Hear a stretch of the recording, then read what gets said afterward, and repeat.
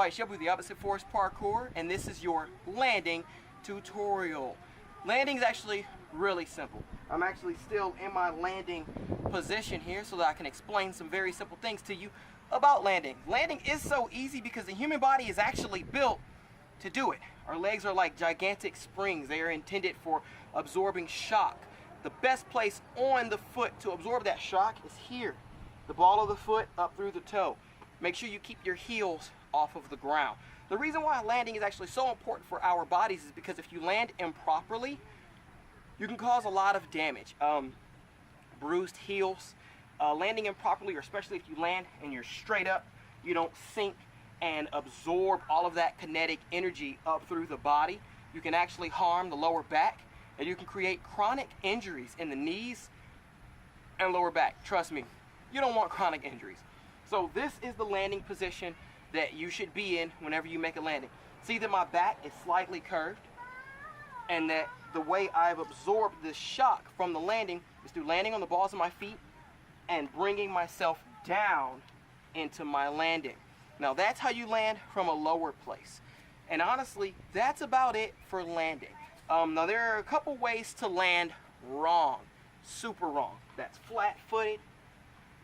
You can land with your knees closed like this, which is horrible. You're just gonna buckle out and fall forward. If you land with your chest too far forward, you'll come down, which is fine because I'm actually gonna show you how to do a slap out next, which is also a type of landing. You can also land with your back too far up, which will kind of bring you down on your knees.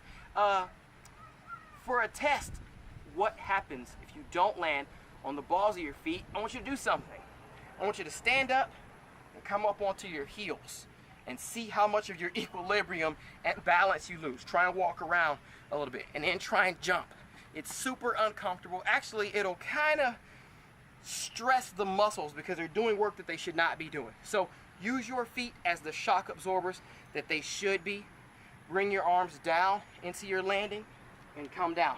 You want your legs to spread, and you want to be about shoulder width apart with your feet. You don't want to be too close, and you don't want to like keep your knees in super crazy. I mean, you can come down with your knees straight under you, but because your feet are going to be so close, in doing so, it'll throw you off balance during your landing. So make sure you're coming down and that you're maintaining your balance with your arms. Now next we're going to talk about the slap out. It's going to be the same thing as your standard landing, except you're going to slap out like that to control your forward momentum. Now, the legs are going to absorb all of that kinetic energy and allow you to transfer all of that momentum. Now, with the hands pressing into the ground and sort of pushing you away from the ground, it's going to work even further. Don't land your hands first unless you're trying to go into maybe a dive roll or something like that. You should be landing with the feet to absorb and control that impact, and if you still have more forward momentum, that's when you put the hands down and slap out to continue forward. That's about it. Really, that's it for landing.